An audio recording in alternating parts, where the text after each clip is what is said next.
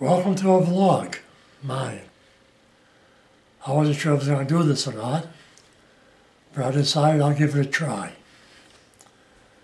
At this point I have no particular agenda on what I'm going to talk about, so you might find me just ranting and raving and rambling on. Probably much ado about nothing. We'll start off by letting you know, let's put it this way. I decided to do this vlog mainly because I have nothing else to do. I lost my wife a little over 2 years ago. Still miss her. Always will, probably. Shortly after I lost her, I had to give up my 2 cats and my little puppy, my little dog. I say puppy, but it wasn't. It's 10 years old. And physically I couldn't take care of them properly. And so I gave them back to the shelter where I got them from. And they did find homes for them, thank goodness. My newest, Rocky, was the newest one in the family. He's a good old boy. He's a couple of years old. He went quick. He's a lovable old boy. If you ever saw my Facebook page, you would have saw a picture of him with my other one, Lily. Rocky was the orange one, Lily was the black and white one. She was a sweetheart, but she was a special case because she liked to put her teeth on you. She didn't bite hard, but she liked to nibble a little bit. So I knew she's going to be difficult. But I got lucky with her. I was told, they didn't give me the person's name, which I really don't want to know the name.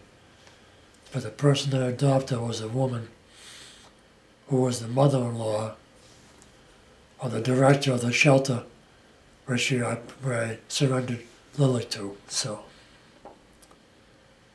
and my little Scruffy, little Yorkshire Terrier, he loved everybody, thank goodness. And he was adopted right away. In fact, I got him in the door, and the girl that worked there decided to take him home and pair him up with her. I guess she had another one at the house, a little one at the house. So I know he would adapt, yeah. And so, therefore, within a period of 6 months, 6 to 7 months, I lost everything I loved. So here I sit, rambling along, talking the best I can. Hopefully you can understand me. Sometimes I have a tendency to mumble a little bit. But, so now I decided to do this vlog. And we'll continue. I'm just sitting here in my living room. And my name is Richard, if I didn't say it already. I do Richard P. Productions. That's my YouTube channel. If you'd like to subscribe to it, fine. If not, that's okay. Just to let you know, I don't monetize anything on my YouTube channel, so I don't care about the freaking money. They don't give you enough to worry about. Besides, I don't need something else I have to worry about, so I don't bother monetize. So, anything I put out there, if you view it, it's not because I'm getting something. I don't get anything. Get no money. Once in a while I'll do cheat on some music videos, because I borrow other people's music to put to the videos, so that's one reason why I don't monetize it, but I don't care. I didn't want the money anyhow. So there might be advertisements, that's what they claim. And on this, I don't know if they're going to put advertisers or not. Probably not, because I'm not going to monetize it.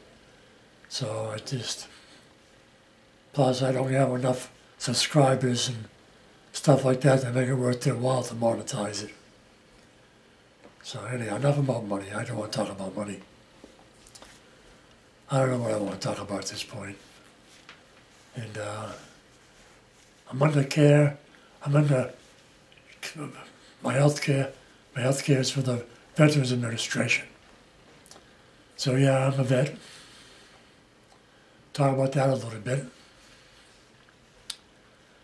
Drafted 1966, in October 1966. And right in the heart of the Vietnam War. Well, I was fortunate. I didn't do any time in Vietnam. So I was lucky. All my duty was stationed stateside. But I was worried at the beginning, but it turned out I didn't have to worry after all. I did my basic training down at Fort Gordon in Georgia, which seems a little odd because I live in Massachusetts. So, but apparently Fort Dix was full. So they sent us all, well actually we're not at Fort Jackson. I mean, that's in South Carolina, I guess, so I spent 2 weeks there.